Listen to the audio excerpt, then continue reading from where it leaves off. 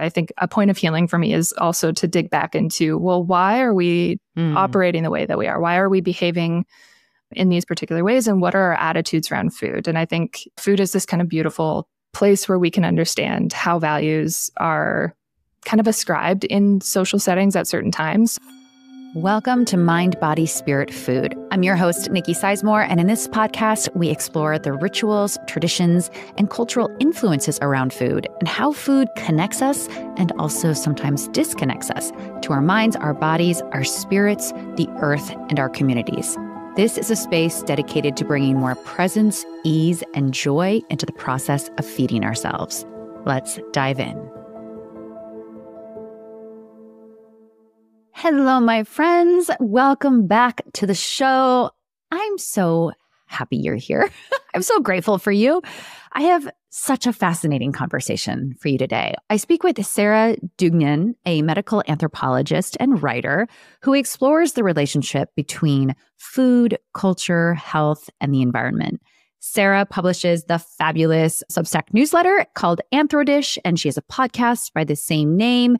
And her work has been featured in CBC Radio, The National Observer, Salon, Kitchen Work Magazine, and more.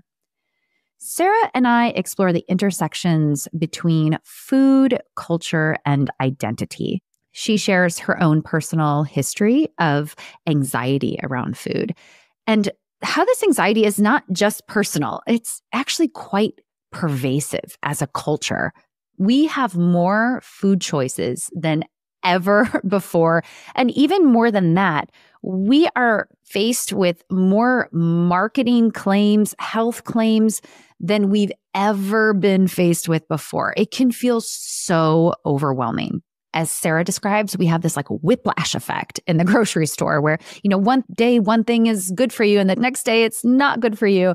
And as she describes, this confusion is actually beneficial to food conglomerates. They profit off of our confusion. Sarah offers a really great tip for taking our individual control back over our food choices, as well as for educating ourselves about the brands that we buy. And you guys, it so often feels like the onus is on us as individuals, and it can feel so overwhelming. But as we share in the episode, it's less about the individual choices that we make, because after all, we're all just doing the best we can, and that's good enough, I promise you. It's more about coming together as individuals to change a very problematic and inequitable industrialized food system. I know this is a big topic, but it's such an important one. And I think you're going to walk away from this conversation feeling really empowered, or at least maybe your eyes will be opened a little bit to how we got here and how we can start to implement change. I will also be sure to pop some links into the show notes if you want to dive into some of these topics further, which I hope you do. As always, you can support this work by rating the podcast on your podcast app. You can become a subscriber to the Mind, Body, Spirit, Food newsletter, where I not only dive into some of these topics in more depth, but I also offer recipes each week because after all, food is also about pleasure and joy. And that's my mission, you guys, to help us get back there, to find our sovereignty as eaters, reclaim our right for pleasure, and to feed ourselves with freedom. All right, enough from me. Let's hop into the episode. Again, thank you for all your support, especially to you paid subscribers. Just a few dollars a month makes all of this ad-free work possible. It could not happen without community support.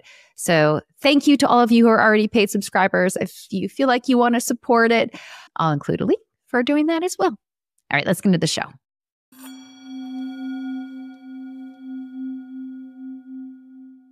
Welcome, Sarah. It is such a pleasure to have you on the show. Thank you so much for having me, Nikki. It's been exciting to connect with you online, and being able to chat with you today further is just an added benefit. I know. So we connected via Substack, and it's so fun. It was so fun for me to find you because I was an anthropology major in college. And at that time, even though my thesis research was centered on women's changing roles, I did my thesis research in Senegal. All of my research happened in the kitchen. Yeah. And yet, even my advisors in college at that time, there was no even open door for me to think that I could study anthropology and food, because food was always my interest. But when I found you, I was like, oh my gosh, this is like a culmination of all the things that I'm so interested in. Oh, that's awesome. It's interesting that you say that too, because I, even just thinking back to like the research that I did, which was like more water-based, it was a lot of like meeting in people's kitchens to talk things through, or like meeting around food, because as you said, like it's so central to, especially to meeting with strangers and having people like open up and, you know, share their heart with you. I feel like that's a much more, less anxiety inducing way in as well. It is. And my research was on women's perceptions of their changing roles, and their roles, that identity being in the kitchen was so strongly tied into that domestic sphere, like how they identified as a woman. So we don't need to go down that tangent, but it's fun to talk about. I never get to talk about it, so it's kind of fun. Awesome. But before we go where we're going to go today, I want to ask you the first question I ask all of my guests, and that is, what is your cultural upbringing, and how has that influenced your relationship to food? Oh, yeah, that's always an interesting one for me. So I'm from Canada. I'm from Peterborough, Ontario, which is like a small town, like 2 hours north of Toronto, just for people who aren't as familiar with the landscape. I didn't really have like a huge cultural relationship with food. And that's something that I've kind of reflected on more recently as well, because I think it's almost like a Canadian thing to say, like, we don't have cultural foods. And so for myself, like I didn't have the, you know, Nona cooking in the kitchen relating to food in that sort of way. It was very much like, I'm blanking on it now, like shake and bake chicken or meatloaf, or like those very like easy to make dinners at the end of the day. And I don't necessarily fault or have any anger or frustration about that upbringing, but I think it really shaped how I saw food, because it was kind of just something that you like shoved in your body to get some sort of energy, and then you kept going. And it wasn't until much later in life, like I was a competitive athlete. And so, you know, food as fuel was kind of always the way that I thought about food. It wasn't until much later where I started thinking more about cultural relationships with food. Like my grandparents on my dad's side are from Ireland, and they immigrated to Canada in the 1950s. And with that, all those recipes, all that, you know, food knowledge was lost. And then on my mom's side, you know, my grandparents were farmers, and then they moved into the city, and my grandma still grew a little garden. But again, that kind of food knowledge, that cultural knowledge wasn't translated through. So I think my own relationship with food is very much trying to reconnect and trying to figure out a way forward that honors the stories of immigration, the stories of rural to urban shifts, and really just having like an honest look at like why it felt so fractured as part of a bigger Canadian cultural thing. Yeah, no, I resonate with that so much. It's so interesting because my grandmother had come, on my dad's side, had come from Belgium, her extended family, and my grandfather's side had been there for a few generations. But same with you, the connection to food, while she was an amazing, very Midwestern cook, like pot roast, fried chicken, all of those classics, there wasn't this connection to food. Like something about that was still missing. Like it was still very much convenience, 1950s. And so I never, like you, I never learned that from anybody. I learned how to cook from watching the Food Network, like when food and PBS. And there was always, we always valued food in my family, like to the point where if we did good job on our report cards, we'd get to go to Red Lobster, like out to dinner. And so food has always been celebration. Our Sunday nights were always important. And yet like the actual cuisine, there was never like a tie to anything. I felt like maybe as a young adult, I was trying to create my own, like you said, without having the familial recipes to keep me going. And I actually have, you know, very few recipes of my grandmother's, although my mom does make a few. But just interesting to see how, for I think many of us in Canada and the US, you know, we're starting from this place of like, okay, what can we learn? What can we bring in? But also, what do we want to create for ourselves and for our own families? Yeah, 100%. I think that part is always really fascinating to me too, especially like I went vegetarian when I was like 17 or so. So around that age where you start to move out on your own and start to cook on your own. And I think, you know, what you're saying about what sorts of foods and what sorts of culinary cultures can I bring to my own house and my own family, my own table, I think that also marks like a really interesting pivot for all of us as well, or at least for those of us that kind of shifted away, because my understanding of food is like in a bowl with like a starch and like a really delicious sauce and like some sort of like bean or tofu based protein. And so shifting to, you know, appreciate that is in its own way, like that's how my my friends in my community growing up, we all kind of learned to cook that way. And so, yeah, for me, that's always like a point of fascination, is just how that sort of community understanding of food has shifted. You know, like I'm a millennial, so I feel like that's within that group of friends that I had growing up, that was kind of like how we all kind of came to food in a different way too. What was your journey to becoming an anthropologist and an anthropologist who studies the intersections of food and culture and identity? How did that come about? Oh, it's a funny story. Yay! I feel like anyone in anthro has like a funny story of how you got there, because it's the nature of the field. But so for me, I had started out my undergrad. I went to University of Guelph for my first year, and I had this professor. So I was in a program where I didn't really know what I wanted to do. It was an art sci program, very much for someone that can't, you know, make up their mind about where they want to go. And so I was sitting in this anthropology lecture, and this woman, this professor, was, you know, going through this really interesting lecture about some of her research on bananas as cash crops and like all the cultural and economic values around it. So already I'm like, oh, this is really interesting that you can look at all these intersections. And then all of a sudden she stopped the lecture because she started hearing ghosts, and then canceled the lecture. Yeah. So for me, I don't know how old you are. Like I was 18 or 19, and I was like, this is a really weird and cool space. And I've never experienced anything like that. I love it. Yeah. So that was ultimately what led me to choose anthropology as my major. I ended up going kind of a non-direct route to food. So I was a bioarchaeologist at first. So I was looking at skeletal health, because that was just something that made sense to me to pursue. And then, you know, I started to realize like, oh, you can actually look at what people were eating in the past from their skeletal remains. You can look at bones to tell stories of, you know, where people were moving from the time that they were born to the time that they passed away in historical populations. And you can also look at, you know, were they eating more meats? Were they eating more fish, and why? And like, what are the cultural reasons for that? So I think ultimately it was like a personal fascination with food and a personal struggle with food. Like during that time, I was also struggling with disordered eating through sport, which I'm usually pretty open about. And it just made sense to me like, oh, okay, if I'm struggling and there's all these anxieties that I'm feeling around food, you know, I want to look into what makes that so common and so prevalent, especially for like 2010s for young women. I feel like that was very top of mind for a lot of people. And so I ended up shifting to look at more like contemporary community explorations of food, which I think is, you know, partly again personal and partly seeing it as a bigger anxiety of the time and wanting to understand like why that came to be. That's so interesting, because I too, you know, very open about having disordered eating in my late teens, early 20s, and how important that was to the work I do now. It's really what led me on this. And this almost ties back to what we started talking about at the start of the conversation. I don't feel like I had a strong groundwork or a healthy groundwork with food and cuisine. And so what I was learning from were like magazines and pop culture. And those were the messages that were influencing how I thought about my body, as opposed to having, you know, like I said, like some strong groundwork about what it means to be in a body and what it means to trust a body. I never learned that.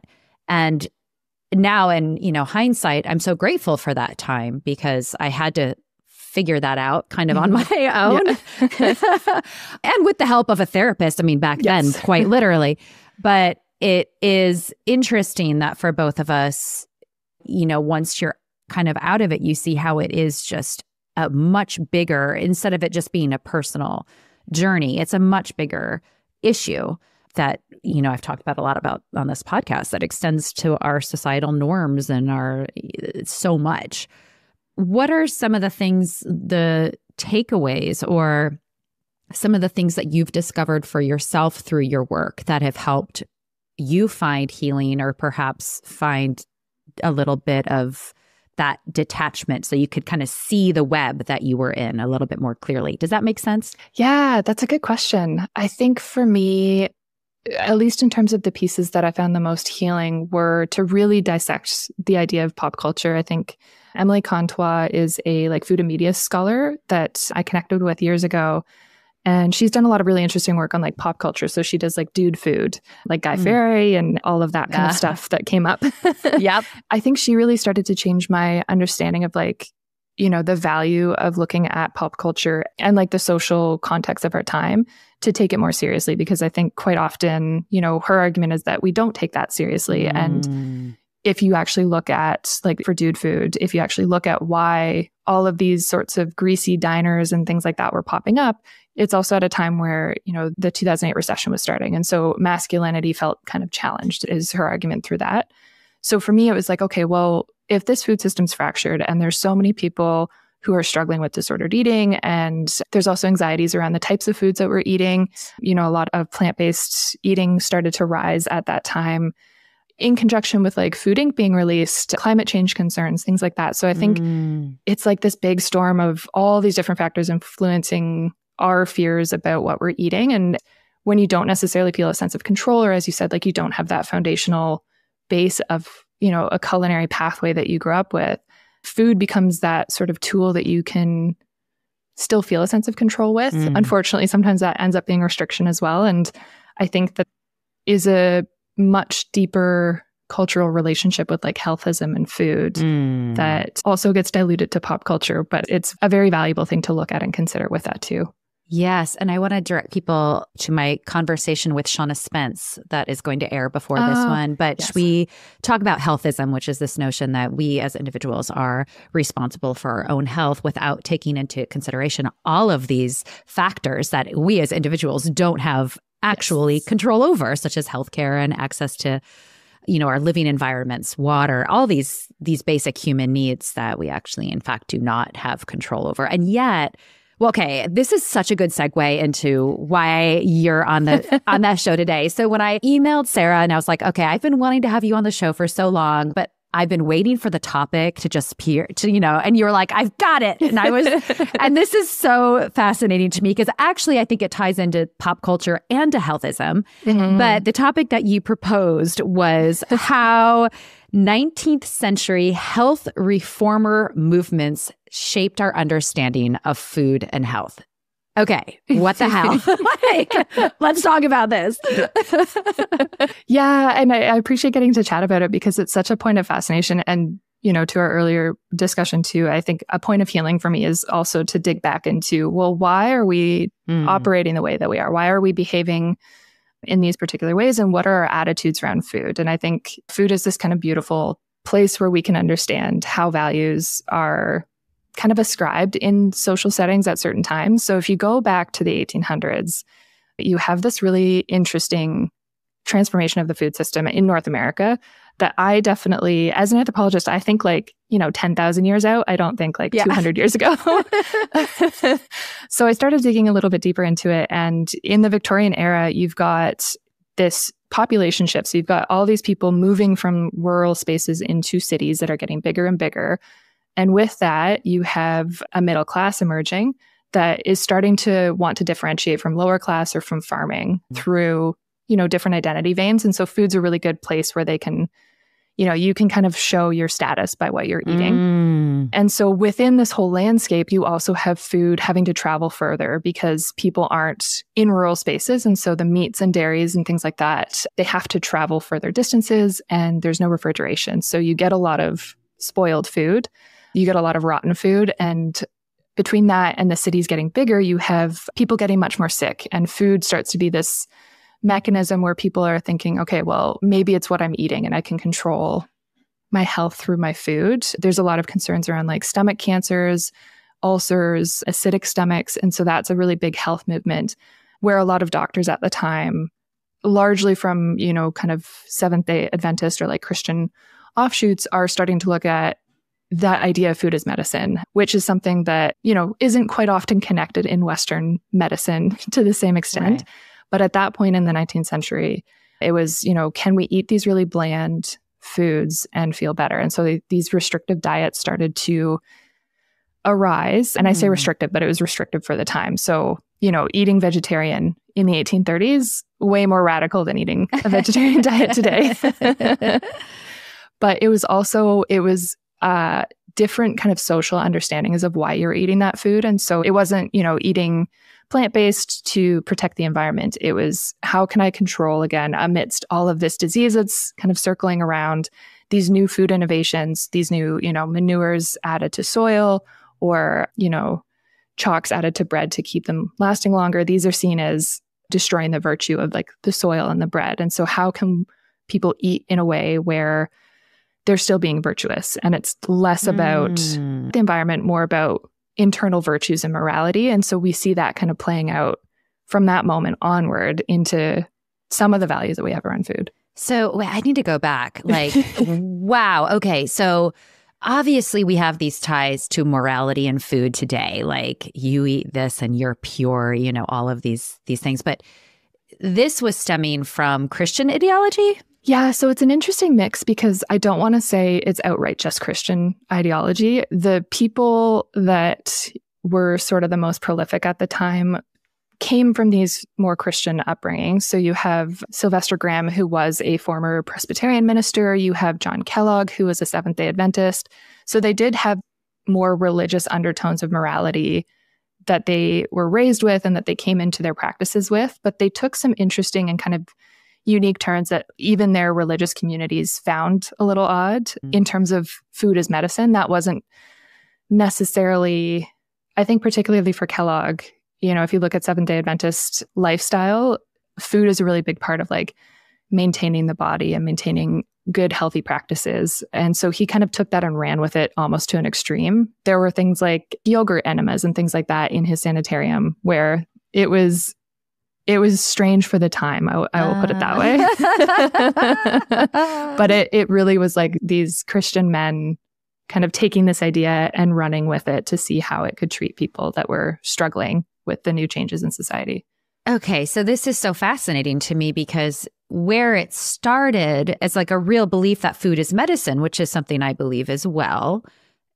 That's a very loose sentence, though. I mean, I got to like say that very loosely. It's interesting to me that they started from this idea of true health, and you can correct me if I'm wrong, whereas today, the health messages that these companies, you know, Sylvester Graham, Kellogg, are often espousing, I don't believe are actual health messages, they're marketing messages. I guess, how did that end up getting diluted, or was it ever a marketing ploy for these men? It certainly wasn't like for Graham, who made the graham cracker, for Kellogg, who started making a granola. I don't think it was. And I think it really comes back to how we understand health changes in time. Like their understanding of health is very different than our understanding of the concept of health or wellness. I think for these men, good health was what you were eating, but it was also looking at this idea of virtuousness. And so a lot of what they were trying to control with the foods that they were eating were like sexual appetites, which is, you know, also looking at how can we separate out this emerging middle class. They're more temperate, they're more controlled, they're, you know, they're demure, they're mindful. And so it's really kind of trying to separate out that. You have more immigrants coming to America at that time again. So I think that's also key. There's a lot of discussions around like racial segregation in the States. So I think a lot of what they were talking about with health was trying to figure out a way to maintain this kind of like white-centered understanding of health. In terms of marketing it, they certainly weren't advocates for that. But then Kellogg's brother, Will, was a much more entrepreneurial-minded person. And so he ended up buying the granola recipe from John Kellogg. And he was the one that created this like more industrial facing Kellogg's that we know. So he added sugars, he added salts, he made it into flakes. All these ingredients that were seen by John Kellogg as, you know, corrupting of the spirit and the sexual appetite. So I don't think they really enjoyed the transition, but it's hard to remove that idea of virtuousness when it became so popular at the time to see food as that kind of conduit for that. Yeah. So that's really the start of like food and morality and as a way of separating yourself from other segments of the population. Like you're more moral. And how sad that they wanted to suppress sexuality. I'm just going to say that right there. You know, this totally leads me kind of jumping forward to modern days. Speaking of Shauna Spence, she just had a newsletter about the Special K diet, which is a Kellogg diet, which was in the early 2000s. And so they had this whole health campaign, and I'm saying health in quotes, where they had people say, replace 2 of your meals a day with a bowl of Special K and skim milk, and you will gain all of this health. You'll lose all this weight. And of course, looking at it, it's like, yeah, if you are going to go down this restrictive route of replacing food with cereal and skim milk, you're going to cut back on calories and you're going to lose weight. But this was not a health campaign. This was a marketing campaign that positioned itself as a health campaign. And I feel like this is where we as consumers in the US and I'm sure in Canada are faced with such a burden, because it's so hard sometimes for an average consumer to know, to figure out what that nuance is. Like, it's very easy just to get caught up in believing that this is quote unquote healthy because these experts are telling us that. So I just love to get your input on that, like moving to like a forward present day lens and how this is still manifesting itself, but in very different ways. Yeah. I had forgotten about the Special K diet until you had mentioned that. All those commercials are like flooding back to me now. Yes. What an interesting time. But yeah, I think the idea of, the conflation of marketing and understanding what health is so confusing. I think that's why I do the work that I do, like especially as an educator. When I was teaching food anthropology, I realized like there's so many anxieties, particularly for younger generations, around like what foods to eat, what are good foods to eat for my body, but what are good foods to eat for the planet. Like that's another huge thing, especially for like Gen Z coming up in it. And I think that some of the reading and researching I've been doing recently is looking at how the wellness industry is like a very profitable industry. So are diet foods, so are processed foods. And a lot of the big food conglomerates are, simultaneously, owning Nestle and all of the chocolates and candies that come with that. But they're also owning, I forget which one Nestle in particular owns. I believe they bought out like Jenny Craig. So they're straddling both spheres as food conglomerates, which, obviously creates that confusion. And I think that is, again, a point where a lot of us have stress or concerns around what we're eating, but this system of marketing is almost built or designed in such a way that it perpetuates that, because you want to, as you said, you want to eat these good foods, but you don't know which is which. Yeah. And if they own both, it doesn't really matter, right? So there's this intersection of health, marketing, and capitalism, consumerism. Yes. And that is just, it sucks, really. Yes. Just because I think it lends to so much more confusion. Like you said, it's up to the consumer to really navigate through all of this. And when we're faced with all of these claims, health claims of like, this is good and this is bad, but no, now this is good, but no, now that is bad. And it's very overwhelming. And so my work is to help people tune back in to like themselves so, they can gain some amount of sovereignty. For you personally, how do you, I think as a researcher, it's really fascinating. I think you probably can put on that researcher lens, but do you have any tips for people of, starting to see this or navigate it for themselves? That's a really good question. I think something that I found really helpful. So when I was back doing my PhD, I was working with Six Nations First Nations, and they were dealing with water contamination simultaneously on a river where Nestle was pulling water from the aquifer that also kind of filled that. And that's still ongoing. But through that, I started to look more into Nestle, and there's, these huge boycotts that come up every now and again with Nestle. And what I found really helpful to do was to go through and look at what does Nestle own and who is like, does anyone else own Nestle? And so you start to trace through like all these different products. San Pellegrino and Perrier are made by the same manufacturers, and it's all Nestle. Yeah. So it feels so paralyzing when you're in a grocery store and you're trying to make those decisions. But I think when you trace them back, and you can do the same with so many different food brands, you can kind of start to trace, like do that kind of Charlie Day red tape web. But it helps because then it's, okay, well, Nestle owns all of these different types of foods. They also own Pantene shampoo, at least when I looked. So there's all these things, right? And I think it creates that illusion of choice. It kind of shatters that wall. Wow. Yeah. Right. And then you can actually see how many products. Wow. That's a great tip. And also, I'm sure like pretty mind bending for, just the brands that you named that I'm not aware of, I've never traced that back, and how crazy that is. I find that as, I know sometimes with my work, it's not always the most uplifting, but I find that sort of piece is empowering. I hope it is for others too, because I think once you kind of have that understanding of the landscape of profit, of capitalism, you can start to look at food in different ways. And for me, at least, I find it less spiraling when I'm like, oh, okay, this is owned by this, and that's why this is sitting here beside the same. You know what I mean? So it makes the grocery store, for me, going into a grocery store is always like a political act. You're always kind of thinking through what your choices are. But I think being empowered and having like literacy in understanding the economies of it, like I'm not an economics person. I hate diving down that. But I've been really trying to get myself to do it more because I think that gives people more power around knowing what foods they're choosing and why. So you just said something that gave me chills, and the grocery store is a political act. And it's such this fine line, I feel like, this conversation, because we want everyone to have access to food. But I think where the conversation sometimes gets this element of the conversation gets forgotten is that it's not so much that front-facing, what can people afford? And of course, no foods should be stigmatized. Everyone has a right to buy whatever they want. And the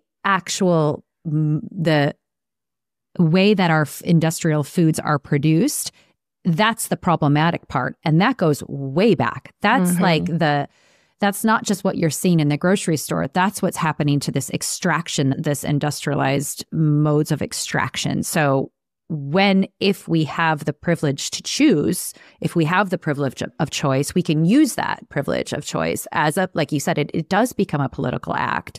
And it does become, unfortunately, and fortunately, like a way that we can regain some sort of control over the system.